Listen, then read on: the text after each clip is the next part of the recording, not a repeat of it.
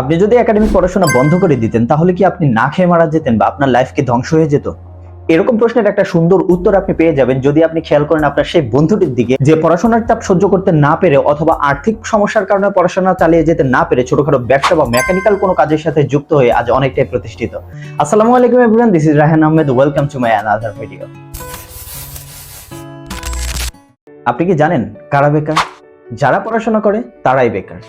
যারা একাডেমিকে নামমাত্র পড়াশোনা করে যায় তারাই বেকার থাকে। আমাদের পড়াশোনার মূল উদ্দেশ্য থাকে আর্থিক সচ্ছলতা।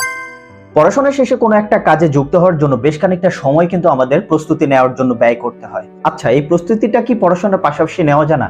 পড়াশোনা প্লাস ক্যারিয়ারের প্রস্তুতি। বর্তমানে দেশে বেকার সংখ্যা 25,90,000।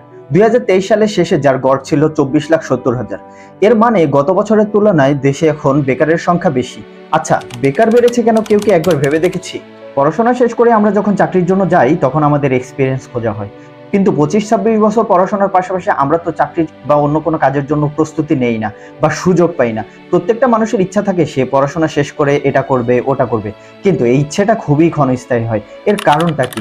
এর মূল কারণ হচ্ছে সেলফ কনফিডেন্স।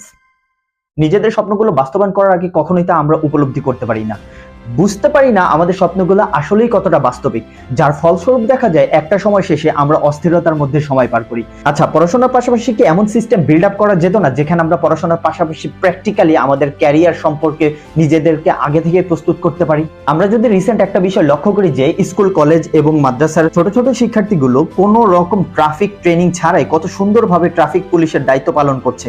এখন কথা হচ্ছে, এরা যদি নিজেদের ইচ্ছায় এই কাজটিকে ভালোবেসে এত সুন্দরভাবে দায়িত্ব পালন করতে পারে, তাহলে আমাদের যদি ভবিষ্যতের জন্য আগে থেকেই বিভিন্ন কাজের অভিজ্ঞতা অর্জনের সুযোগ দেওয়া হয়, তাহলে কি প্রত্যেকে নিজের দক্ষতার ওপর আত্মবিশ্বাস নিয়ে ক্যারিয়ার গঠন করতে পারতো না? এখন কথা হচ্ছে সম্পূর্ণ প্রসেসটা কিভাবে বাস্তবায়ন করা যায়। ধরুন প্রত্যেকটা স্টুডেন্ট মাসে একদিন ট্রাফিক পুলিশের দায়িত্ব পালন করবে, কোন একদিন মাঠে নেমে সরাসরি কৃষি কাজ করার সুযোগ পাবে, আবার কোনো একদিন ব্যাংক কর্মকর্তা হিসেবে কাজ করবে।